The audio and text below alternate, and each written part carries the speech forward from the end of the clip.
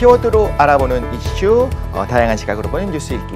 투데이 잡지 3.0 안녕하세요. 이덕실입니다. 네, 오늘은요. 가까이 하기에는 조금 멀리 느껴지는 부분들이 있죠. 심리적인 거리를 두게 되는 분인데 그럼에도 불구하고 우리가 가까이 지내야 되는 분을 모셔서 이런저런 이야기를 들어보려고 합니다. 법에 대해서 쉽고 또 친근하게 다가가 보는 시간이죠. 뉴스는 법이다가 오늘 준비가 되어 있습니다. 잠시만 기다려주시면 좋겠고요. 9월 20일 화요일 투데이 잡지 3.0 빅데이터는 알고 있다로 시작해 보도록 하겠습니다. 바로 한번 만나보시죠.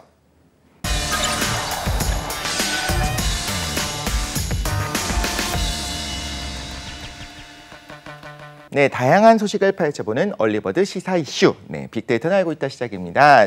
엉경이 형님의 빈자리가 여기 있었었는데 어느덧 제가 가운데로 탁 오고 나니까 생각이 안 나는 듯 하다가도 어제 특별히 너무 생각이 많이 났습니다. 아, 정말 엉경이 형님 있었으면 이러지 않았을 텐데 하는 모습들이 좀 많이 드러나기도 했죠.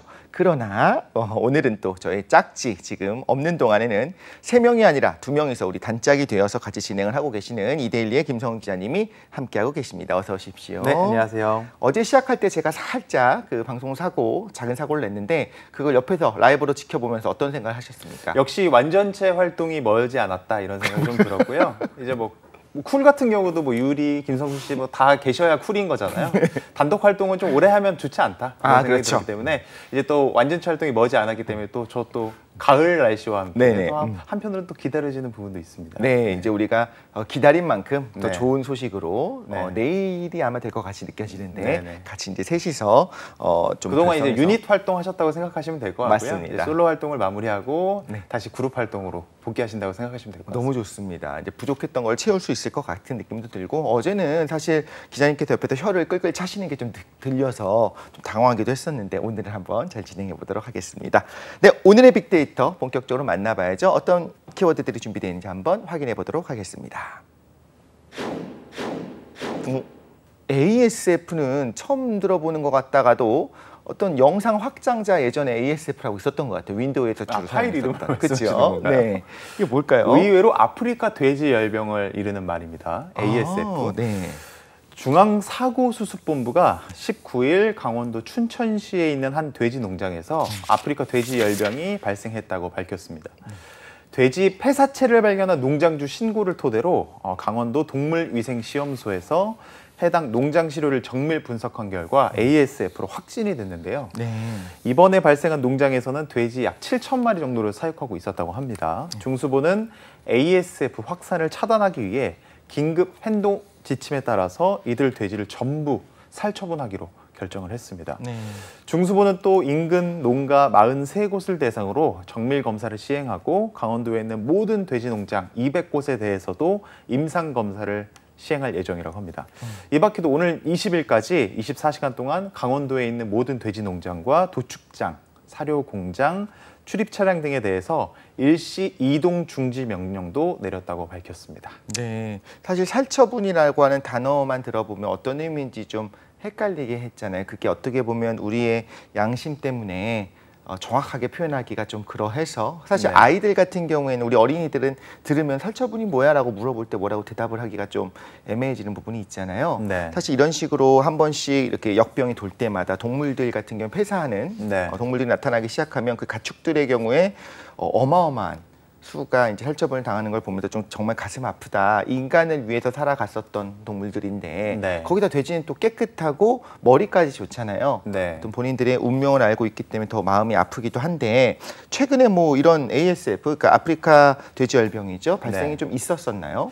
강원도 농가에서 ASF가 처음 발생한 게 재작년 10월 8일이거든요. 네. 720여 마리를 사육 중이던 화천의 한 농장에서 첫 발생한 이후에 이튿날이던 9일 인접에 있던 또 다른 화천 농가에서 연이어 발생하면서 화제가 됐었습니다.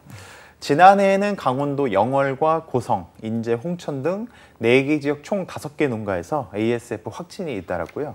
올해 5월에는 홍천, 지난달 18일에는 양구군에 있는 농가에서도 발생을 했습니다.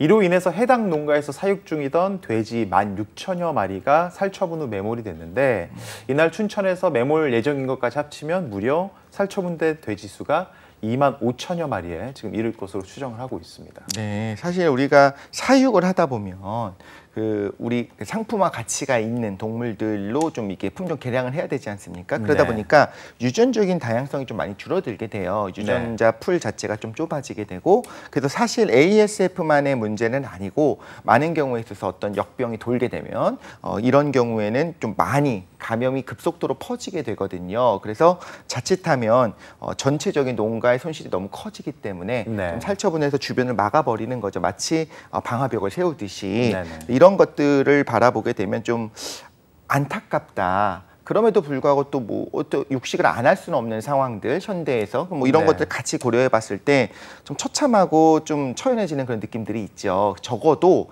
알 필요는 있는 것 같아요. 우리 밥상으로 올라오기까지 사실 어떤 일들이 있었는가, 그리고 왜 유전적 다양성이 줄어들 수밖에 없었는가. 그렇기 때문에 또 다른 면으로는 항생제를 또 그렇게 많이 주사를 하잖아요. 네. 그렇지 않으면 또 문제들이 많이 생길 수 있으니까 이게 복합적인 부분들이 분명히 있다는 걸 우리가 한 번쯤은 알 필요가 있지 않나 싶긴 합니다. 뭐 사실 돼지뿐만이 아니라 뭐 조류 독감 이슈도 네. 있고 해서 뭐 오리든 닭이든 간에 뭐 다양한 뭐 가축들 사이에서 이런 일이 계속 발생을 하고 있는데, 뭐 방어나 여런 뭐 방역에 대한 얘기가 많이 나오고 있지만 계속 이런 이슈가 이어지고 있다는 부분에 대해서 뭐 방역 당국에서도 좀 더 고민해 볼 필요가 있지 않나 이런 생각이 좀 듭니다. 네, 관심을 좀 갖고 지켜볼 필요가 있을 것 같고요. 네, 두 번째 이슈로 넘어가도록 하겠습니다. 자율주행입니다. 자율주행은 꽤 몇 년 전부터 계속 이제 중요한 핫 이슈로 올라와 있는 상태잖아요. 그리고 상당히 관심이 많은 이슈로 제가 알고 있어서 그렇죠. 되게 흥미롭게 들으실 것 같은데, 네. 정부가 운전자가 개입하지 않는 완전 자율주행차, 그리고 드론 택시, 이른바 UAM이라고 하거든요. 도심 항공 모빌리티에 조속한 상용화를 위한 청사진을 내놨습니다. 네. 국토교통부가 19일 정부 세종청사에서 미래 모빌리티 선제 대응 전략인 모빌리티 혁신 로드맵을 발표했거든요. 네. 모빌리티 로드맵에는 자율주행차와 UAM 상용화뿐만 아니라 로봇 배송, 그리고 하이퍼튜브 물류 서비스, 수요 응답형 교통 서비스와 모빌리티 특화 도시 조성 등의 내용 등이 담겼습니다. 먼저 관심을 끄는 게 2027년부터 운전자가 필요 없는 완전 자율주행, 이른바 레벨 4 시대가 열린다는 점인데요. 정부는 올해 말까지 부분 자율주행차를 먼저 상용화하고 2024년까지 완전 자율주행차를 위한 각종 제도 마련에 나선다는 구체적인 계획을 발표를 했습니다. 레벨 4에 맞는 운행 보험 제도도 마련이 된다고 하는데, 운행자와 제작사, 인프라 운영자 등 여러 주체 간 사고 책임을 명확히 하고 운전대 조작이 필요 없는 상황에서 상황에 맞춰서 운전자의 개념도 재정립하기로 했다는 소식입니다. 이 밖에 2025년까지 자율차 시범 운행 지구를 정하고 전국 시도별로 1개소 이상 일단 먼저 지정할 예정이라고 하고요. 내년까지 주요 고속도로를 시작으로 2030년까지 전국 도로에 있는 모든 통신 인프라도 맞춰서 구축하기로 했다는 소식입니다. 네, 지금 이야기들을 들어보면 전부 다 하나로 좀 엮이는 것 같아요. 통신 인프라를 마지막에 말씀하셨는데, 이것도 말하자면 일종의 인간의 경우에도 집단 지성이 중요한 것처럼 각 자동차들이 가지고 있는 어떤 정보들을 공용의 프로토콜을 사용해서 가지고 있어야지만 이제 집단이 움직이는 것이 더 안전해지잖아요. 예를 들면 저 앞에서 사고가 난 것을 뒤에 자동차 차량들이 다 같이 공유를 해야지만 빠르게 대응할 수 있고, 이런 부분 때문에 같이 좀 가는 것 같은데, 2027년이면 정말 얼마 안 남았어요. 이제 눈 감고 일어나면 맞습니다. 있을 것 같고, 아마 투데이 잡스는 한 4.0 정도 진행되고 있을 것 같이 느껴지는데, 2027년에 이게 가능할까라는 생각이 들긴 합니다. 사실 영상들을 보면 뭐 유튜브나 이런 데 공개되어 있는 걸 보면 많은 제작사에서 만드는 어떤 AI들의 어떤 요 자율주행은 꽤 정교합니다. 그렇죠? 그런데 아직까지 이게 실용화되기 어려운 것들은 여러 가지 변수가 있는 것과 또 아까 말씀하셨던 책임 소재의 문제가 있기 때문인 거잖아요. 2027년 정도면 좀 가능하다고 보시나요? 사실 저도 예전에 국토교통부 출입을 할 때 뭐 자율주행 관련해서 뭐 출장도 다녀왔던 기억이 나는데, 뭐 그게 한 6년 전, 7년 전 일입니다. 그렇죠. 근데 그때는 상당히 초창기였고 되게 청사진을 많이 그리는 단계였었는데, 사실 5년 앞으로 다가왔다고 하니까 이거 시간이 얼마 남지 않은 것 아니냐라는 생각이 먼저 든 거는 사실입니다. 물론 이제 정부의 의지와 인프라를 어떻게 구축하느냐 싸움일 수도 있는데, 사실 이거는 뭐 인프라를 구축하는 것보다도 선행되어야 되는 게 어떤 국민들의 어떤 의견을 모으는 일이라고 생각을 하거든요. 어떤 네. 운전자들은 여전히 내연기관을 운전하고 싶은 분들도 계실 수도 있고 네. 그리고 자율주행 관련해서 사고가 일어날 경우에 책임 소재를 어떻게 하느냐 이런 보험 체계를 어떻게 확실하게 기준을 정하느냐도 상당히 중요한 문제가 될 것 같습니다. 그렇죠. 사실 운전자들이 사고를 내는 것은 내가 운전한 것에 대한 책임을 지는 거기 때문에 사실 좀 어느 정도 간명한 부분이 있거든요. 네, 맞죠. 하지만 자율주행, 내가 운전한 것이 아닌 기계의 결함으로 발생한 교통사고는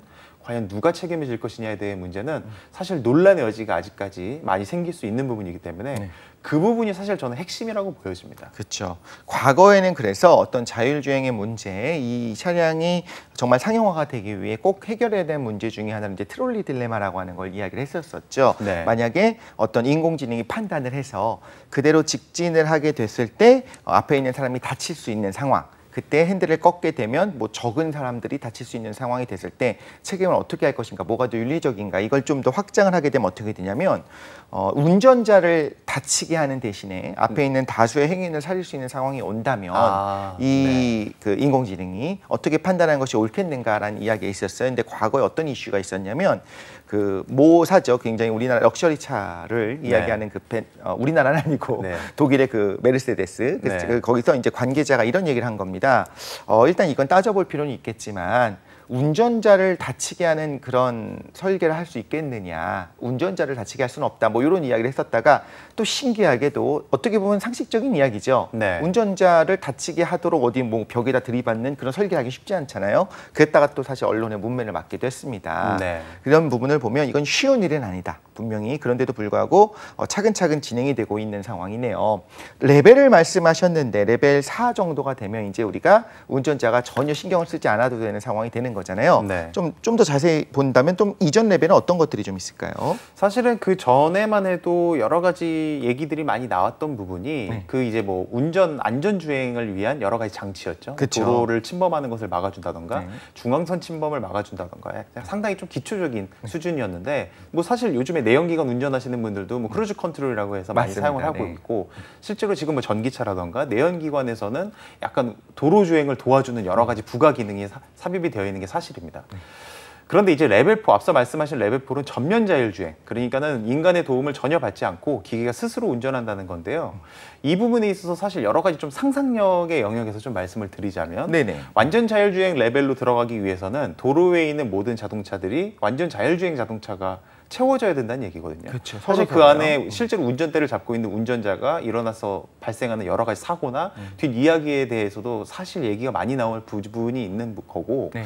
여러 가지 차원에서 조금 우려되는 부분도 아직까지는 좀 남아있다라고 생각을 합니다. 근데 뭐 정부에서 어느 정도 좀 시기를 딱 설정을 해놓고 적극적으로 좀 개발하겠다는 의지를 강하게 피력하고 있기 때문에 만약에 정부가 어느 정도 의지를 투영하느냐에 따라서 1년이 거의 10년 같이 갈 수도 있는 부분이거든요. 맞습니다. 네. 한번 좀 지켜보실 필요가 있을 것 같습니다. 네. 그리고 또한 정부에서 마련한 어떤 규제들이라든가 어떤 프로토콜이 있지 않겠습니까? 네. 그런데 또 완성차 업계에서 그것을 네. 받아들일까도 문제가 될 수 있을 것 같아요. 그리고 그것은 비단 한국만의 문제가 아니라 세계 공통의 어떤 프로토콜을 개발하는 것도 좀 필요하겠다는 생각이 드는데 현재까지는 아마 그 레벨 자체를 봤을 때는 완전 자율주행이 아니라 핸즈오프라든가 아이즈오프 정도. 그래서 네. 손을 떼는 게 잠깐 가능한 정도. 그래서 네. 모 자동차 같은 경우에는 60초가 넘어가면 네. 손을 이렇게 핸들을 다시 올리라고 삐삐삐 소리가 나기도 하죠. 근데 이것도 인간의 심리에 관한 문제들이 있더라고요. 예를 들면 T사의 경우에는 상당히 오래전부터 상당히 좋은 네. 반자율주행의 어떤 네, 서비스가 진행이 되고 있는데 문제는 매뉴얼에는 당당하게 써 있습니다. 절대로 믿으면 안 되고 언제나 전방을 주시하고 있고 핸들에 손을 올리고 있어라 라고 했는데 사람 마음이 그렇지가 않은 거예요. 점점 졸려지는 거예요. 그래서 외국의 사례들을 보면 사진들이 좀 많이 공개가 된 게 뭐냐면 정말 자고 있는 겁니다. 원래는 원칙적으로는 사람이 모든 책임을 져야 되고 언제든지 전방을 주시하면서 문제가 생기면 바로 개입할 수 있게 준비해야 되는데 그러다 보니까 나도 모르게 졸려 되게 골아떨어지는 이런 장면, 자고 있는 고속도로를 달리고 있는 자동차에서 자고 있는 장면들이 좀 많이 공개가 됐어요. 네네. 그렇다면 이것도 윤리적인 문제가 있는 것 같습니다. 분명히 우리는 매뉴얼상으로 안전을 위해서 눈을 떼지 말라고 했습니다라고 하지만 잘 수 있는 모든 상황들을 다 쾌적한 환경에서 조성을 해줬는데도 불구하고 경고했으니까 땡이다라고 하게 되면 그것도 좀 문제가 되지 않겠습니까? 사실은 이거는 뭐 완전 또 다른 영역이긴 한데 개인 자동차 사고가 사실 뭐 대중교통 수단 중에서 가장 사고 빈도가 높지 않습니까? 그렇죠. 이런 네. 부분에 있어서 전면적인 레벨 4를 시행한다는 게 네. 상당히 좀 이채롭게 들린 부분도 있고 오, 네. 자율주행 시대가 이 정도로 발전을 한다면 사실 더 안전한 영역이라고 분류할 수 있는 기차라던가 네. 배라던가 비행기에서도 가능하지 않을까라는 생각까지도 들거든요. 네. 어떻게 보면 좀 더 고도화되어 있는 영역이기도 하고 네. 항로가 결정이 되어 있는 부분이기 때문에 AI만 완전히 구축이 된다면 이 부분에서도 충분히 가능하다고 생각하는데 사람들의 인식이 아직까지 개인 자동차는 자율주행에 대해서 좀 관대한 시각이 아닌가라는 생각까지도 조금 드는 게 사실입니다. 맞습니다. 근데 이제 그 비행기 항공기를 말씀하셔가지고 이게 재미있는 농담이 하나가 있었어요. 네. 과거에는 이제 보잉 747 같은 게 전보였겠기, 전보라는 말도 요즘 좀 못 들어보셨을 것 같은데 그런 경우에는 항공관제사까지 해서 3명이 탑니다. 네. 기장과 부기장과 항공관제사가 타고 있는데 나중에는 어떻게 될 것이냐? 항공관제사는 지금 빠져 있고 기장과 부기장 둘만 타잖아요. 네. 나중에 한 명이 타면서 원숭이를 한 명 태울 거라는 거예요. 네. 그 사람들이 원숭이를 왜 태우죠? 너무 심심하면 같이 놀아주라고 있는 건가 하면은 원숭이가 훈련이 돼갖고 기장이나 부기장 사람이 조종하려고 하면 그걸 막는 용도로 하지 말라고. 그러니까 사람이 조종하는 것보다 네. 오히려 더 이제 기계의 어떤 AI, 오토파일럿이 더 안전할 수 있다. 그리고 네네. 공항이 어느 정도 규모가 있는 공항의 경우에는 착륙까지도 거의 완전하게 자동으로 이루어질 수 있는 시스템들이 구축이 되거든요. 자율주차 시스템 같은 거. 그렇죠. 착륙까지도 완벽하게 가능하니까요. 물론 사람이 더 안전합니다. 그렇지만 네. 적어도 이제 좋은 시계가 또 좋고 날씨가 좋을 땐 그게 가능한 시스템이다. 근데 지금 말씀하신 것처럼 악천후의 경우에는 결국엔 경험 많은 기장의 감을 믿어야 되거든요. 그런 면에서 완전한 자율주행이 시작된다 하더라도 어떤 돌발 상황에 대응하는 것은 그래도 사람이 더 빠르지 않을까라는 걱정이 좀 되기도 하고요. 여러 가지 이슈가 같이 겹칩니다. 완전히 이제 자율주행이 가능해지면 운전자가 없어진다면 제일 먼저 등장할 것은 택시가 아니겠습니까? 네. 운전자 인건비가 들어가지 않는 택시들, 그러면서 공유 차량의 시대가 올 것이다. 자가용을 자가로 소유할 필요가 전혀 없어지는 세상이 올 것이다. 그럼 누가 차를 사느냐? 네. 드라이빙을 즐기는 사람도 있죠. 약간 네, 클래식카를 즐기듯이 네. 이런 사람들만 차를 살 것이다, 이런 이야기도 있고 여러 가지가 이슈가 좀 겹쳐 있기 때문에. 저는 참고로 짧게 한 말씀만 드리고 네. 뭐 다음 주제로 넘어가고 싶은데 네네. 제가 사실은 이 T맵 같은 네. 이런 제품들을 상당히 숭상하거든요. 왜냐하면 제가 길을 잘 모르기 때문에 네네. 내비게이션을 상당히 막 신뢰합니다. 네. 근데 어느 날 택시를 탔는데 기사님이 내비게이션과 전혀 다른 길로 가시는 거예요. 그래서 저는 마음속으로 너무 화가 난 거죠. 아니 왜 내비게이션 가라는 대로 안 가는 거야? 네. 결국엔 10분 먼저 도착하더라고요. 그 경험이. 그래서 그 막 골목길로 이게 차들이 잘 없는 골목길로 막 다니신 거예요. 와, 정말 베테랑이다, 이렇게 좀 존경하게 됐고, 이게 어떻게 보면 기계가 품지 못하는 인간의 어떤 초유의 능력이 아닐까라는 생각을 그렇죠. 잠깐 해봤습니다. 맞습니다. 네. 근데 또 존중해줘야 된다. 그 노하우. 알고리즘의 흥미로운 포인트들이 있어요. 네. 분명히 제가 가고 있는 길에서 약간 옆으로 빠지기 시작했을 때 더 시간이 짧아지는 경우가 있습니다. 네. 전 분명히 검색을 할 때 최소 시간의 경로를 검색했는데 맞습니다. 그래서 A 길로 가라고 계속 안내를 하는 거예요. 근데 제가 볼 때는 아무리 봐도 약간 옆으로 빠지면 빠를 것 같은데 옆으로 빠지는 순간 아니나 다를까 시간이 짧아지는 기현상을 확인합니다. 네. 그럼 저는 화가 나는 거죠. 아니 네. 얘는 알고 있었어요, 사실. 그런데도 불구하고 A 길로 안내한다. 그게 왜 그러냐면 그런 알고리즘을 보면 이제 T 사람들과 네네네. 카카오 내비 이런 수많은 내비 회사 입장에서는 이제 실시간으로 연동해서 교통을 통제하는 게 가능해졌어요. 어허. 그래서 여러 명이 예를 들면 10만 명, 뭐 1만 명 정도가 이동을 한다고 하면 적절하게 배분을 합니다. 1만 명을 전부 다 이쪽으로 넌 A A로 길로 가고, 가게 되면 너는 너무 B로 막히니까. 가고. 그렇죠. 아하. 근데 그 중에서 하필이면 제가 우선순위가 밀려서 아하. 좀 많이 막히는 길로 안내를 하고 있었었다. 근데 그것까지도 생각해 보면 이게 우리의 미래 아니겠습니까? 자율주행이 이제 시작되게 되면 완벽한 자율주행이 시작돼도 맞습니다. 마찬가지로 적절한 배분들을 하게 될 거예요. 당장 10년 후에 저희가 알약을 먹게 될까요? 그럴 수도 있겠네요. 어쩌면 혹은 뭐 빨간 알약, 네. 파란 알약일 수도 있겠고요. 그래서 약간 미래를 상상하는 건 즐겁기도 하면서 어떻게 보면 성큼 다가왔다. 네. 약간 우리가 대비할 필요는 있겠구나. 심지어 그건 심적인 대비도 같이 아우르는 말이 되겠죠. 네, 네. 세 번째 주제로 넘어가도록 하겠습니다. 이모티콘이죠. 이모티콘. 이티모콘인 줄 알았습니다. 네. 이티 아십니까? 요거? 네, 알고 있습니다. 요거 네. 네. 세계 첫 이모티콘 관련 내용인데요. 네. 등장한 지 벌써 40주년이나 됐습니다. 오. 구두점이 콜론과 하이픈, 괄호를 결합한 이 이모티콘은 1982년 9월 19일 오전 11시 44분 한 대학 게시판에 처음으로 등장을 했는데요. 주인공은 미국 카네기 멜론 대학의 컴퓨터 사이언스 학과 스콧 팔먼 교수였습니다. 텍스트만 쓸 수 있는 학교 온라인 게시판에 웃는 표정을 표현한 해당 이모티콘을 게시한 게 첫 시작이었는데요. 기네스북에서도 이를 최초의 디지털 이모티콘으로 명명하기도 했습니다. 팔먼 교수 인터뷰를 좀 찾아보니까 현재 인터넷 이용자들도 고민하는 이슈인 온라인상의 어떤 농담 문제 네. 그리고 분위기 환기 문제를 위해서 이모티콘을 사용했다고 알려졌는데요. 네. 팔먼 교수는 사람들 가운데 누군가 농담도 이해를 못하고 너무 딱딱하게 좀 온라인상에서 이야기가 흐를 수도 있기 때문에 이모티콘을 좀 고안했다 이런 내용을 밝히기도 했습니다. 네. 지금 처음 나온 게 1982년도니까요. 네. 40년 동안 이모티콘은 뭐 장족의 발전을 거듭을 했죠. 지금은 이제 이모지라고 해서 여러 가지 웃는 모습, 다양한 뭐 모션들이 나오고 있는데 온라인뿐만 아니라 오프라인 대화에서도 많이 사용을 하고 있습니다. 맞습니다. 전문가들은 이모티콘은 언어가 말하지 않는 것을 제공을 한다.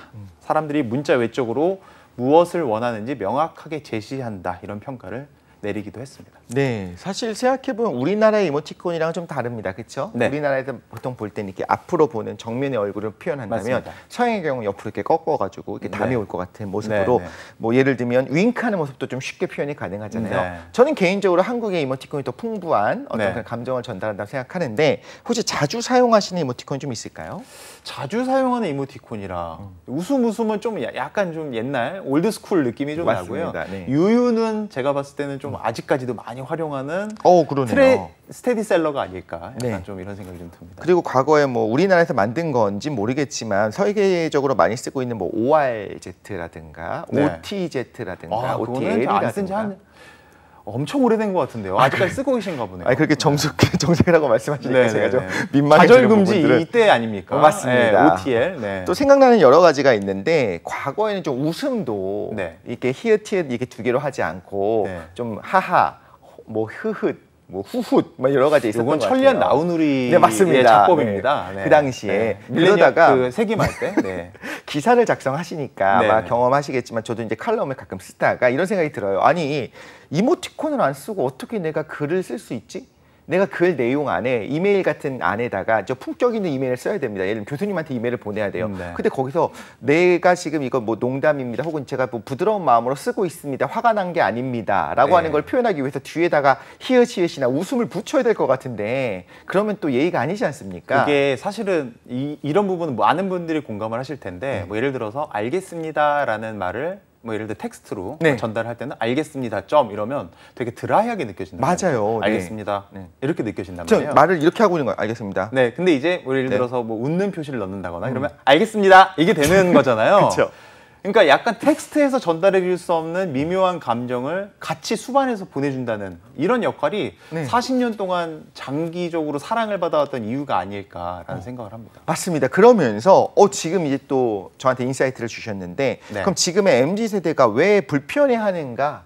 어떤 부분을 불편해한다는 말씀이세요? 그런 게 없는 거 그냥 교수님한테 네 알겠습니다. 뭐 예를 들면 지시가 내려왔어요. 김성훈 기자님께서 저한테 이메일로 독실아 이것 좀 해줘라고 했을 때 알겠습니다라고 하면 제가 불만을 얘기하면 알겠습니다. 이렇게 하는 것처럼 느껴지잖아요. 사실 그게 아닌데. 사실 직장 생활을 해보신 분들은 많이 공감하실 텐데 네. 내가 어떻게 보면 하나의 오리지널 타입이라고 한다면 네. 넵이 있고요. 넵. 넵 네넵. 있고요. 네앱이 있고요. 네네가 있습니다. 네. 그러니까 넵 알겠습니다가 있고요. 네. 여기 뒤에도 느낌표를 따르는 거에 따라서 수만 가지가 파생이 됩니다. 정확합니다. 네 알겠습니다. 네라는 거에 대한 감정 표현이 네. 사실은 이모티콘도 마찬가지지만 요즘 MZ세대를 거치면서 여러 가지 텍스트로 변환이 되면서 네. 정말 다양한 알겠습니다라는 의지가 있구나. 맞죠. 냉도 있네요. 냉. 냉. 냉도 있습니다. 저같이 좀 나이가 많은 분들이 네. 주로 느낌표를 많이 쓸 때 모든 글마다 뒤에다 느낌표를 팍팍팍 박아놓는 거야. 네 알겠습니다. 이따 뵙겠습니다. 근데 이거를 점을 찍어 놓으면 마치 좀 차갑게 느껴진다.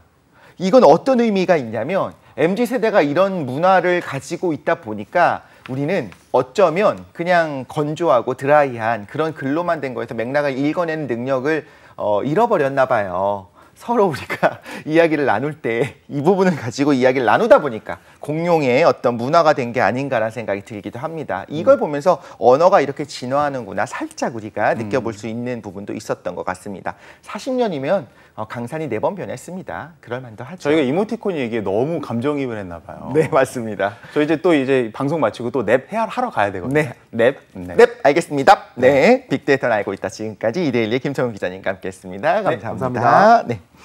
네, 저희는 잠시 후 2부 뉴스는 네모다로 돌아오도록 하겠습니다.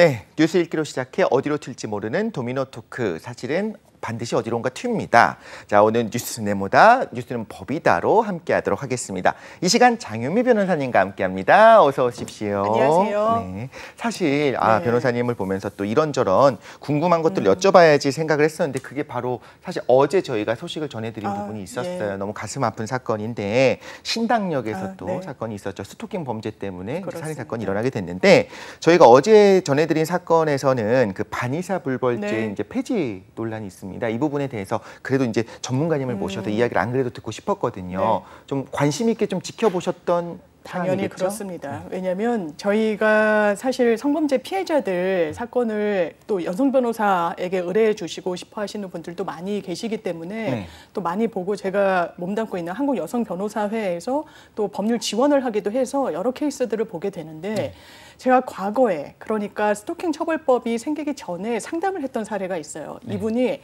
정말 두려워하면서 전 남자친구가 계속해서 내 주위를 맴돌고 뭔가 영상과 관련해서 협박을 하려고 하고 한다. 그러면서 그분이 직장 생활을 하면은 뭐 사업체를 운영하는 여자분이셨는데 너 지금 회사에 누가 들어가냐? 너 사무실에 내가 다 보고 있다라는 취지로 이야기를 하고 그리고 뭐 불특정 사람들이 길거리는 다 다니잖아요. 그러면 지금 지나가는 사람 내가 보낸 사람이다. 조심해라. 이런 식으로 해악의 고지를 계속 했어요. 근데 네. 그 수위가 뭔가 범죄로 막 고소하기에는 조금 못 미치는 그런 상황이었단 말이에요. 네, 그 보고 당시에는. 있다, 알고 있다 이 그렇죠, 정도니까요. 그렇죠. 근데 당하는 사람 입장에서 너무 공포스러운. 굉장히 무섭죠. 네. 그래서 그 당시에는 본인도 주저주저했어요. 이거를 어떻게 문제 삼기도 곤란하다고 하는데 그때는 스토킹 처벌법이 없었거든요. 네. 지금은 처벌받겠지만 네. 그 당시에는 아예 법이 없기 때문에 못했는데 나중엔 정말 강력 범죄의 피해자가 됐어요. 그 이후에 형사고소가 들어갔습니다. 네. 그러니까 이 법이 생겼다는 건 정말 의미가 있는 건데요. 네.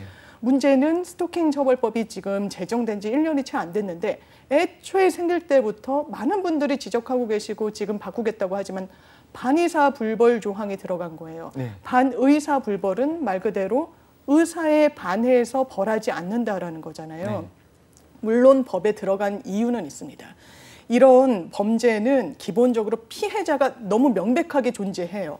피해자의 회복 여부, 피해자의 의사, 수사기관, 법원 굉장히 크게 받아들일 수밖에 없는 그런 유형의 범죄인 건 맞습니다. 네. 그렇기 때문에 그렇다면 이 사건과 관련해서 뭔가의 어떤 맥락이 있는지는 수사기관도 잘 모르니까 피해자가 본인의 의사로 나 처벌되지를 원치 않습니다라고 하면 우리 그 부분은 스톱을 하자. 만약에 처벌 불원 의사를 밝히면 법적으로는 어떻게 종결이 되냐면요.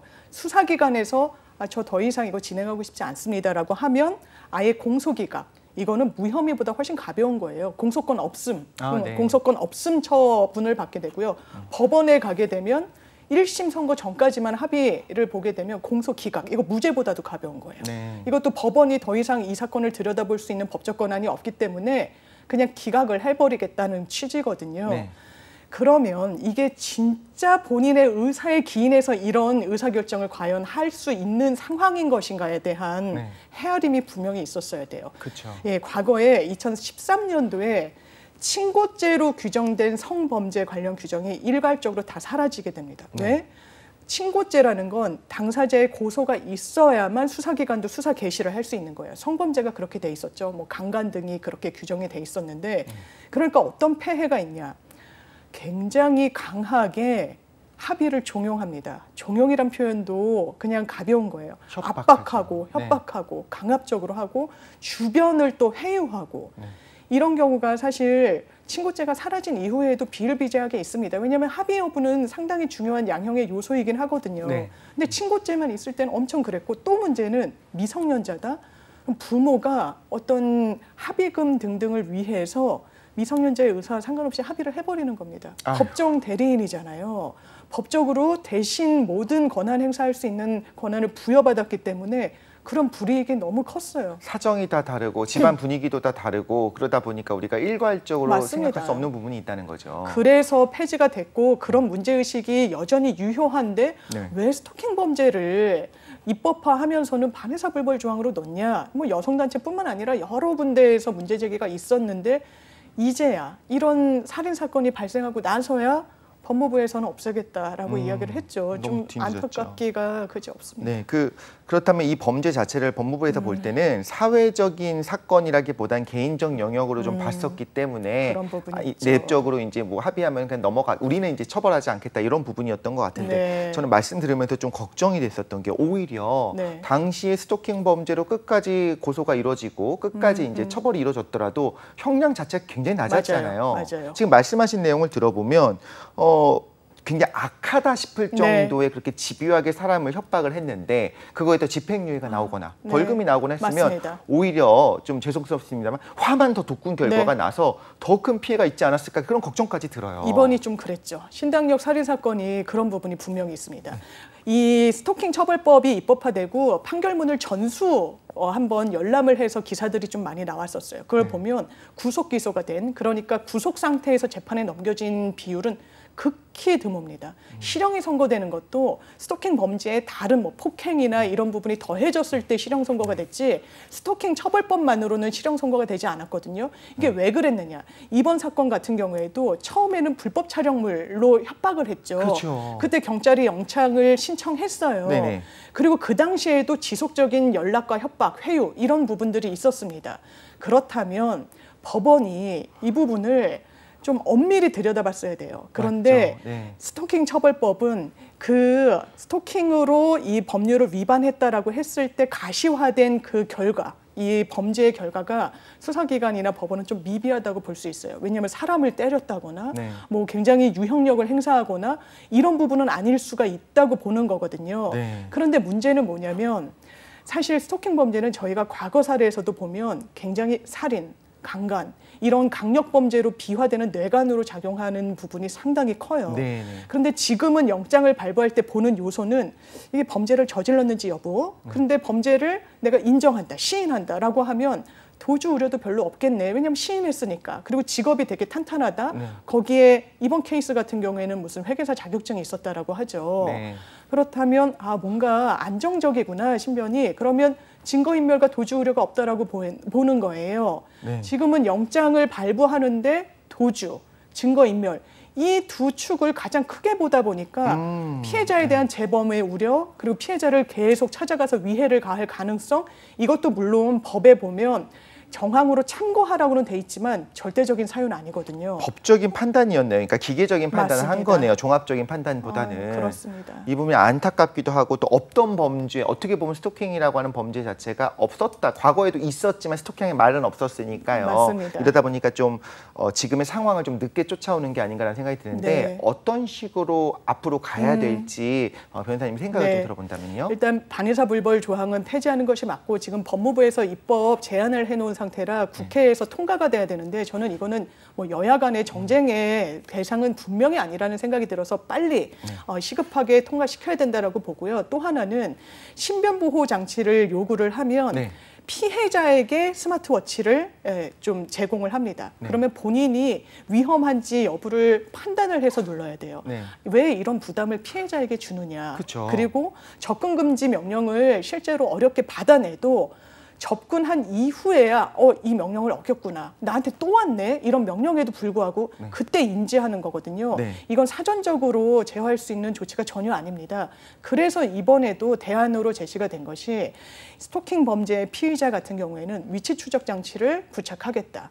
이 부분은 사실 인권 침해 요소가 있죠. 네. 전자발찌 같은 것도 피의자 단계에서 하는 건 아니고 그러니까 수사를 받을 때는 장착하지 않고 피고인으로 형이 확정된 이후에 부가처분으로 장착하는 거거든요. 네, 네. 그렇다면 이게 너무 인권 침해 요소가 큰 거 아니냐라는 반론이 있을 수 있지만 그렇기 때문에 필요 최소한의 범위에서 법원의 허가를 받아서 이 사람은 재범의 우려가 너무 높고 네. 전에 저지른 범행의 패턴을 보더라도 너무 이 부분은 위해를 가할 가능성이 농후하다라고 하면 위치 추적 장치를 부착을 시켜서 실제 접근을 하는지 피해자라도. 실제 위해를 가하려고 하는지를 좀 들여다보겠다고 하고 있기 때문에 네. 진작에 이런 한 발짝을 뗐으면 좋았을 텐데 네. 이번에 이런 강력 사건 피해자가 발생하고 나서 좀 부랴부랴 이런 대안이 마련된 게 좀 가슴이 안타깝습니다. 아픕니다. 피의자라고 그렇습니다. 하더라도 뭐 예를 들면 그 면면이 살펴봤을 때 가족을 협박한다든가 직장을 두고 협박한다든가 심지어 불법 촬영물을 가지고 네. 협박하는 그런 언행을 입에 담는 것만 보더라도 굉장히 악하다. 그리고 악한 굉장히 거죠. 위험하다라는 게 느껴지잖아요. 굉장히 그럴 때. 아킬레스건을 네. 좀 집요하게 노렸다고 봐야 되는 겁니다. 그렇죠. 예. 이런 부분에는 분명히 좀 선제적인 네. 노력을 했어야 될 때 너무 가슴 아픈 사건이 있어서 다음에 좀 더 자세히 이 부분에 대해 알겠습니다. 알아보면 좋겠습니다. 자, 오늘 원래 생각했었던 주제는요. 그 방송인 박수홍 씨의 친형이 네. 동생의 출연료 등을 횡령한 혐의로 구속이 됐죠. 지난 13일입니다. 그렇습니다. 그때 동생의 방송 출연 등 수입을 관리하던 중에 거액을 횡령한 혐의를 받고 이걸 친족 사이에서 어떤 네, 횡령이다. 맞습니다. 이게 좀 의아하게 느껴지기도 했었는데 사실 어떻게 보면 가슴 아픈 일이지만 가장 가까운 친족 사이에서도 범죄는 분명히 발생하지 않습니까? 많이 발생하죠. 이런 친족 간 범죄가 발생했을 때 법이 네. 어떻게 관여하는가에 대해서 우리가 알아보면 좀 좋을 것 같습니다. 맞습니다. 네. 친척이라고 하는 말은 자주 쓰는데 네. 이분 내 친족이야라고는 안 하는 것 같아요. 그렇죠? 네. 그래서 이건 좀 문어체인가 이게 뭔가 잘 모르겠는데 이건 법적인 네. 부분이 있을 것 같아요. 친족이 어떻게 규정이 되나요? 법에서는 친족으로 규율을 하고 있고요. 친척이라고 했을 때는 친족 플러스 외척까지를 포함하는 그 외가족까지. 친인척? 네. 그렇죠. 네. 좀 더 포괄적으로 우리가 일상에서 쓰는 말이고요. 네. 보통 법률적으로 규율할 때는 친족이란 표현을 훨씬 많이 씁니다. 8촌 이내의 혈족, 사촌 이내의 인척, 그리고 배우자까지가 포함되는 개념인데요. 네. 이게 왜 중요한 개념이냐면 친족이라고 지금 말씀드렸잖아요. 친족 상도례라는 게 있기 때문입니다. 친족 상도래요. 예, 이게 뭐냐면요. 박수홍 씨 사건에서도 아니 친형이라고 그러는데 구속이 됐네. 원래 친척 간에는 그리고 가까운 가족 간에는 이게 면책되는 거 아니었어? 사기를 쳐도 심지어 안 된다는 얘기도 들었던 것 도둑질해도 같고. 이거는 봐준다고 하는데 그쵸? 이게 무슨 일이지? 라고 할 수 있는데 그래서 이 부분을 좀 정확하게 아시면 좋을 것 네. 같아요. 보통 지금 박수홍 씨가 입었다는 피해는 한 116억이라고 본인이 주장을 하고 있고요. 100억이 넘는다라고 해서 근데 불법행위로 인한 손해배상을 청구할 때 이게 시효가 있어요. 네. 이게 내가 안 날로부터 3년 그리고 피해를 받은 일시로부터 10년 안에 배상 청구가 들어가야 됩니다. 네. 그러니까 박수홍 씨 같은 경우에는 30년 동안 연애 생활을 하신 분이잖아요. 그러니까 시효가 지난 부분은 다 제거하고 본인이 주장한 금액이 그 정도라는 거예요. 근데 영장을 검찰이 청구할 때는 한 21억 정도를 피해 금액으로 적시했다라고 하더라고요. 네. 박수홍 씨가 입은 피해입니다. 그랬을 때 박수홍 씨의 친형, 친족 상도례로 면죄부를 받는 이 범주는요. 직계 혈족이거나 네. 배우자거나 동거 친족, 동거 가족이어야 돼요. 그렇기 때문에 동거하고 있는 사이는 아니었죠. 네. 왜냐하면 형은 별도로 결혼을 해서 가정을 꾸린 사람이었으니까. 네. 직계 혈족은 직계 존속, 비속을 포함하는 개념입니다. 그리고 위아래만 위아래. 되는 거죠. 할머니, 할아버지, 부모, 그리고 아래로는 손자, 손녀까지. 네. 그래서 형은 이 범죄에 들어가지 않아요. 일종의 뭐 반개 이쪽은 옆으로 안 된다는 그렇습니다. 거죠. 네. 그리고 친족상도례는 모든 범죄를 면죄부를 주는 게 아니고요. 네. 재산범죄입니다. 재산범죄고 재산범죄 중에서도요. 강도를 벌였는데 그걸 면죄부 주지 않습니다. 아, 네. 손괴죄도 빠집니다. 그래서 주로 친족상대례로 면죄부를 받는 범죄는 뭐 절도, 횡령, 배임 뭐 이런 범죄들이거든요. 그러니까 형이 구속으로 이 처벌을 받을 수가 있고요. 또 하나는 박수홍 씨가 피해자인 부분도 있지만 이 매니지먼트 법인을 설립하면서 법인 돈을 유용했다라는 혐의가 또 있거든요. 아, 그러네요. 그럼 법인은 뭐 친족상도례의 대상자는 아니기 때문에 네. 또 그 부분이 헤아려져서 구속영장은 최종적으로 발부가 됐습니다.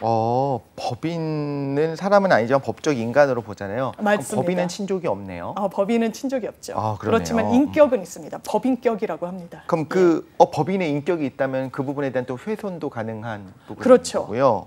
맞습니다. 네네. 그런데 이제 또 궁금한 것들 중에 하나가 요 내용이랑 조금 다르긴 한데 네. 존속 사례 뭐 이런 맞아요. 이야기들이 나오잖아요. 예. 그런데 또 보면 좀 잘못 알고 있다라는 얘기들이 있더라고요. 보통 존속상이라고 하면 예를 들면 자녀가 부모를 살해했을 때는 존속상인데 부모가 자녀를 맞아요. 살해하게 되면 그것도 존속사례가 아니다. 그냥 일반 비속이다. 상해예요. 네, 예. 그런 부분들이 또 좀 특이한 것 같아요. 그러니까요. 우리가 이제 친족상도례. 그쵸? 예. 흔히 말하는 폐륜이라고 하는 거는 네. 아래에서 말하자면 위를 어떻게 부모를 공격할 수가 있냐. 네.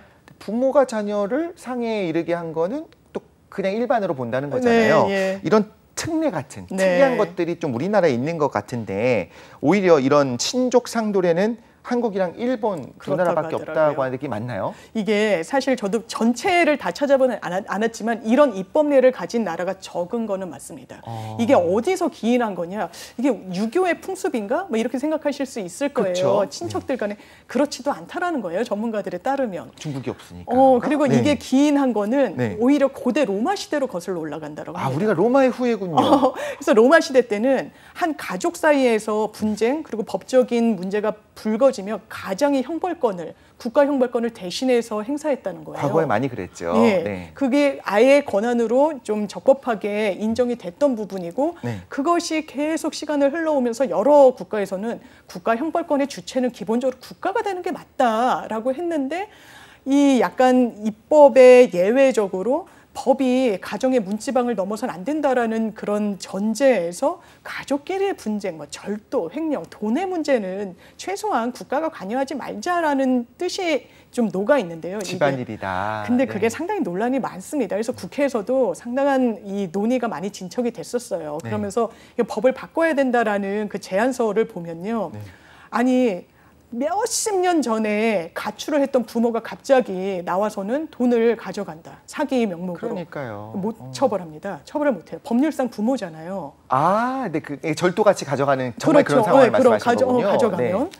또 조카가 또 돈을 가져가요. 뭐 고모 나중에 좀 금세 갚을게.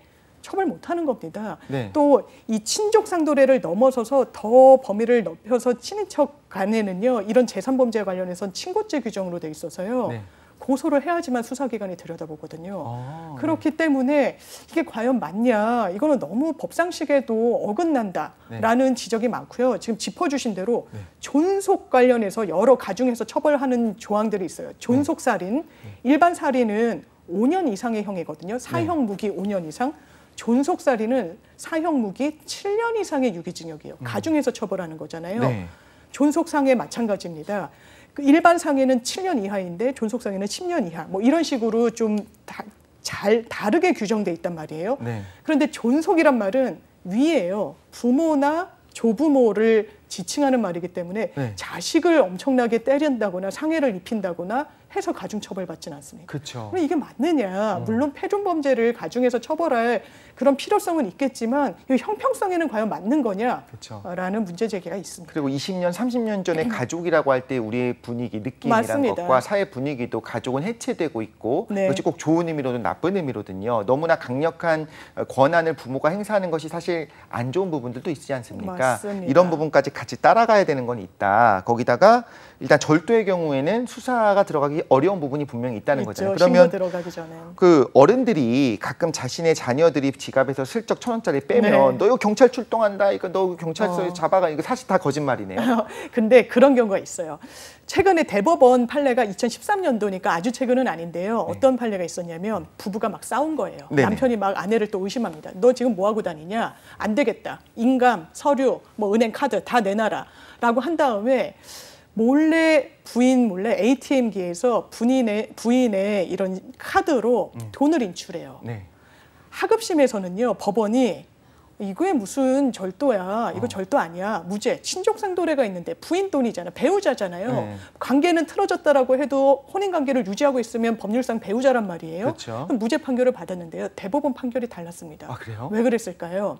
이때 은행 그 카드를 놓고 ATM기에서 돈을 뺐을 때 절도죄의 피해자는 ATM기의 관리자라고 본 거예요. 정확한 점유를 하고 있는 점유권자의 이 점유권을 배제해도 절도죄는 성립하거든요. 네. 그러니까 이 관리자의 의사에 반해서 불법으로 취득해서 절도를 했다라고 판단을 해서 이 부분이 유죄 판결을 받은 적이 있습니다. 엄밀하게 말하자면 이렇게 인출하는 거는 본인만 가능한 건데 네. 본인이 아닌 사람이 본인인 척 비밀번호를 누르고 네. 사용했다가 된 그래서 거군요. 피해자는 ATM기의 관리자. 그러니까 친족상도례가 적용될 여지가 없었던 거죠. 대신에 형이 좀 가볍게 나올 수는 있겠네요. 아무래도 판단은 했을 것 같고요. 그런데 이 사건도 부인이 고소를 해가지고 처음에 이 시작이 됐기 때문에 처벌 의사는 좀 분명히 있었던 것 이 같습니다. 정도면 사실 관계는 파탄났다고 완전 봐야겠죠. 파탄났다고 끝까지 봐야죠. 갔으니까. 네. 그렇다면 궁금한 게 하나가 더 있습니다. 그 친족과 친족이 아닌 공범이 같이 범행을 저지르는 네. 경우가 있을 수 있고 복잡한데 네. 사실 이제 말하자면 정말 이거 참 예를 들기도 너무 폐륜적이라서 네. 말하기 힘든데 이렇게 할게요. A와 B가 네. 공범이 돼서 C를 상대로 절도를 했습니다. 그런데 A와 C가 사실은 친족이었어요. 네. 그럼 A는 처벌을 안 받아야 되는데 맞습니다. B의 입장에서는 공범인데 같이 했잖아요. 그럼 B는 처벌을 받나요? 안 받나요? 안 받습니다. 받습니다. 받아요. 그러니까 이게 친족상도례라는 건 말 그대로 이 친인척 관계가 있는지 여부를 보는 거기 때문에 이게 네. 형법 교과서 같은데 케이스 문제로 많이 나오는 그런 네. 사례이기도 한데요. 친족상도례는 당사자 간의 그 법률 관계만 규율하는 거라서 공범에게까지 면죄부를 주는 그런 특혜를 인정해주고 있지는 않습니다. 그럼 흔히 말하는 그 뭐 큰 집에 간다고 하죠. 네. 그런 형무소에 교도소에 들어가서 배워가지고 뭔가 네. 나쁜 짓을 배워 나오기 때문에 좀 안 좋은 사례들이 그런 경우가 많잖아요. 좀 있죠. 근데 거기서 이제 모의를 하는 겁니다. 내가 아는 부잣집이 있어. 네. 우리 나가면 한번 탕탕 털자라고 누군가 말했습니다. 그럼 같이 솔깃해서 털기 전에 혹시 둘이 가족은 아닌가 확인해 볼 필요가 있겠네요. 있겠네요. 예. 그렇죠. 네. 그래서 알고 보니 나만 뒤집었을 수 있는 경우가 그럴 수 있지 있죠. 않겠습니까? 그렇죠. 라고 이야기하는 거는 좀 이제 범죄를 부추긴다기보다는 네. 좀 드라마나 영화에서 나올 것 같은 설정으로서 알고 보니 이 사람은 그렇습니다. 가족이었다. 네. 이렇게 하면 너무 좀 낙동강 오리알이 되는 부분이 있는 것 같습니다. 네, 그래서 하나만 덧붙이자면 네. 이 책임 범주에서 형사처벌은 면하지만요 민사 책임은 또 지는 겁니다. 아. 네, 그래서 형사적인 처벌권을 국가가 행사하지 못한다는 의미이기 때문에 이 돈을 가져간 부분에 대해서는 이게 다 재산범죄와 관련해서 규율하고 있는 거잖아요. 친족 상도례는 그렇기 때문에 배상을 요구할 경우에는 그 부분에 대해서 법적 책임을 금전으로 환원하는 오. 조치를 해야 됩니다. 네, 다시 한번 좀 느끼는 게 그래도 법이 굉장히 꼼꼼하게 되어 맞습니다. 있더라. 하나하나의 네. 모든 가능성을 생각하고 케이스들이 다 꼼꼼하게 짜여 있는 것 같은데 근데 이번 사례의 경우에는 어쨌든 방송인 박수홍 씨가 네. 벌어들인 돈이 수십억 원, 아마 116억이 아니라 20몇 억이 나온 거는 그 최근 3년이라든가 그 이런 부분을 네. 같이 좀 계산을 한 것 같은데 네. 결국엔 구속이 됐다라고 하는 거는 피의자가 된 거잖아요, 그렇죠? 맞습니다. 친족상도례가 적용되지 않았다고 봐야 되는 걸까요? 친족상도례에 적용되지 않은 거고요. 지금 말씀하신 것처럼 박수홍 씨는 이미 100억 원대의 민사소송은 진행 중이고요. 네. 이 검찰이 20억 원으로 특정했지만 나중에 그게 늘어날 수도 있어요. 그렇죠. 이게 100억이 왜 20억으로 줄었냐라고 하면 내가 매니지먼트를 실제로 했기 때문에 이건 다 박수홍이라는 이 아티스트를 위해서 썼다라는 항변을 할 거고 그러네요. 예, 그래서 아주 구체적으로 이건 누가 봐도 유용인데 라는 금액을 추렸을 때 지금 20억 원으로 나오고 있어요. 그리고 지금 수사 범위가 더 확대되고 있는데 바로 박수홍 씨의 형수입니다. 형수 같은 경우에는 그 형과 매니지먼트 회사를 같이 차렸다라고 하고요. 네. 이 법인의 돈으로 뭐 상가나 빌딩 등을 매입할 때도 관여했다라고 하는데 또 하나 수사를 하면서 드러난 사실관계가 네. 매일 박수홍 씨의 계좌에서 800만 원씩을 인출했다는 거예요. 그럼 왜 800만 원이지?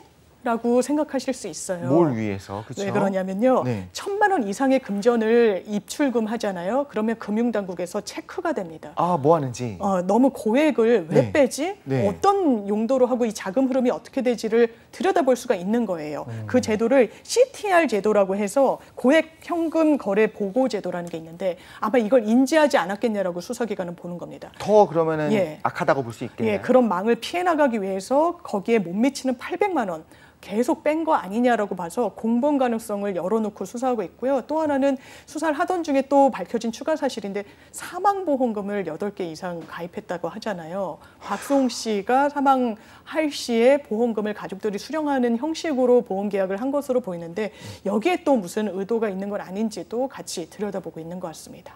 너무 그래요. 이 얘기만 들으면 좀 소름 끼치기도 하면서 무섭죠. 남이어도 이렇게 안 할 텐데라는 네. 생각이 들기도 합니다. 오히려 좀 씁쓸해지는 부분들이 있는 건데 그럼에도 불구하고 어쨌든 이런 친족 상도례가 뭐 악하기만 한 좋지 않은 시대착오적인 법이기만 하냐라고 하면 또 그건 아닐 수도 있을 것 같아요. 그래서 어떤 부분에 있어서든 좀 긍정적인 역할을 할 수 있다라고 볼 수 있을까요? 사실 굉장히 가족 간에 돈독한 경우도 있지만 굉장히 갈등을 겪는 경우도 많아요. 그럼 굉장히 작은 부분으로 그것도 또 금전적인 영역은 사실 저희가 사기 피해를 호소하는 분들이 제일 많아요. 네. 전체 범죄 중에 고소 건수의 상당 부분을 사기 범죄가 이렇게 차지를 하는데 당사자가 이 피해자가 좀 허술하게 고소장 그냥 적어가면요 경찰 단계에서 이거 민사 영역이니까 이거 민사 영역으로 푸세요라고 하는 경우가 많아요. 네.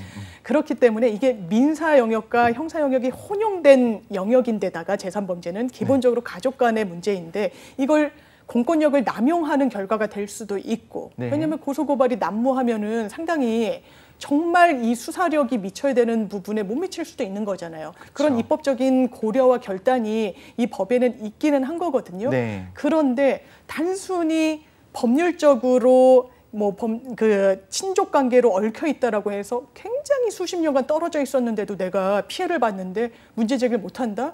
이건 너무 좀 문제가 있다라고 해서 입법적인 논의가 과거부터 꾸준히 있었던 것도 그러네요. 사실입니다. 정말 가까운 사이에선 사실 돈 때문이 아니라 자존심 그런 싸움으로 경우도 일어나는 많습니다. 말 그대로 집안 싸움인데 네. 거기에 이제 공권력을 도입하는 방식으로 사실 이게 국민의 세금이기도 하고 맞습니다. 행정력이 도입이 되니까요. 말씀하신 부분이 있는 것 같은데 문제는 이제 친족 상도례의 그 범위에 대해서 좀 논란이 있는 것 같아요. 작년에 전국 경제인 연합회가 전국 성인 남녀 1,000명을 대상으로 그럼 친족 범위에 대해서 어떻게 생각하는지 그 국민 의식을 네. 조사를 해봤더니 놀랍게도 친족의 범위가 직계 가족을 포함해서 삼촌까지만 딱 삼촌까지만이라고 응답한 비율이 34.3%로 가장 높았고 그다음 사촌까지가 32.6%, 사촌을 포함해서 이제 육촌까지 많이 확장됐죠. 이 육촌까지가 18.3%, 직계가족까지만이라고 보는 게 이제 11.6%였는데 다르게 말하자면 물론 상황이 다 다릅니다. 우리는 육촌이랑도 굉장히 친하게 지내면 굉장히 가깝게 느껴질 수도 있고 어떤 경우에는 좀 소통이 많이 없는 경우에는 사촌만 하더라도 멀게 느낄 수 있는 거잖아요. 근데 확실한 건 사촌이나 육촌을 친족으로 느끼는 그런 경우가 줄어드는 거는 확연한 것 같은데 우리가 이렇게 느끼는데 법적으로 아니야. 너희들은 그렇죠. 친족이야. 너희들은 뭐 그러고 범죄가 있는 거죠. 해당되지 않아라고 예. 하는 것도 좀 이상하다는 느낌도 그렇죠. 들거든요. 지금 짚어주신 이 조사 결과를 보면 거의 70% 가까이가 사촌까지만 친척이지 이렇게 보신다는 거예요. 네. 그리고 요즘 과거의 어떤 대규모 가족 형태에서 완전히 핵가족 1인 가구도 너무 많이 생겼고 네. 가족 간의 유대관계도 과거와 사실 같다고 보기는 어렵습니다. 네. 그렇기 때문에 단순히 가족이라는 이유로 친족이라는 이유로 아까 말씀드렸다시피 민법상 친족의 범위는 8촌 이내의 혈족까지 포함하고 있거든요. 굉장히 넓어요. 네. 사실 태어나서 죽을 때까지 못 보는 사람일 수도 있어요. 그렇죠. 그럴 수도 있어요. 어떻게 네. 보면 길 가다가 봐도 내 친척인지 모르고 그냥 넘어갈 수도 있는 정도의 거리감이 있는데 법적으로 보호를 한다거나 오히려 뭐 가중한다거나 이런 게 과연 이상하죠. 요즘 시대에 맞느냐? 그러니까 이것도 너무 과거에 만들어진 법이다 보니까 요즘의 어떤 세태를 제대로 반영하고 있지는 못한 것 같습니다. 그럼 혹시나 8촌인 정도인 거를 내가 인식하지 못했다면 그러고 나서 일어난 어떤 범죄의 사실이 됐습니다. 그런데 내가 몰랐기 때문에 이런 경우에는 친족상도례가 적용되지 않는다고 할 수 있나요? 이게 고의의 여부, 뭐 인식의 여부인데 사실 이 객관적인 부분과 주관적인 부분, 이건 주관적인 영역이죠. 내심에 내가 정말 몰랐다는 부분. 그렇지만 객관적인 요건에 해당하기 때문에 포함은 되고 적용은 받는 겁니다. 진짜 이거 영화로도 나올 수 있겠네요. 이게 시나리오를 잘 쓰면은 아주 재밌는 한 편이 나올 수 있을 것 그렇죠. 같습니다. 일부러 그 가까운 데 있는 사람을 포섭해서 네. 이런 일들이 벌어날 수도 있을 것 같은데 다르게 말하자면 친족상도례는 그래 집안 일이니까 우리는 좀 터치하지 않은 게 알아서 좀 해결해봐라고 한다면 반대로 우리가 사회적으로 약자들을 자녀들을 사회 구성원이지만 부모에게 맡겼다라고 하는 개념으로 요즘 이제 가족을 보게 되잖아요. 그렇게 있죠. 그래서 과거에는 또 체벌하는 경우, 때리는 경우, 자녀를 때리는 경우에도 학대라고 하지 않고 그냥 알아서 그 집에서 키우는 거지라고 했는데 지금 처벌하지 않습니까? 처벌하죠. 그런 면에서 보면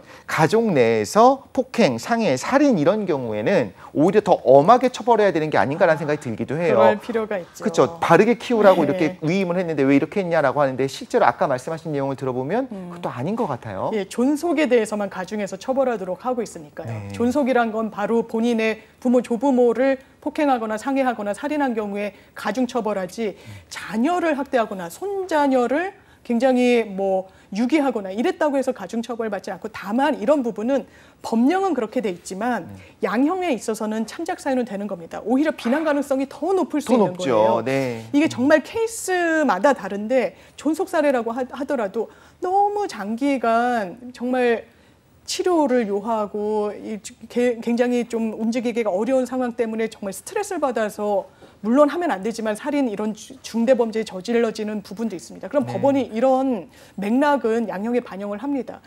굉장히 효심을 다하려고 했고 수십 년을 그렇게 지낸 세월이 있구나라는 건 그냥 무로 돌릴 수는 없는 거거든요. 맞습니다. 근데 반대로 본인이 부모의 책임을 지고 있는데도 아이를 그냥 방기하고 부부가 그냥 게임만 하고 아이는 정말 유기에 가깝게 방치가 되고 네. 이런 경우들도 사실 저희 주변에서 있기 때문에 이런 경우는 오히려 가족이기 때문에 더 가중해서 처벌해야 되는데 법정으로 돼 있는 부분은 없지만 양형으로 봤을 때는 이거는 좀 비난 가능성이 높다라고 법원도 볼 수밖에 없고요. 다만 부부가 같이 공범일 때는 네.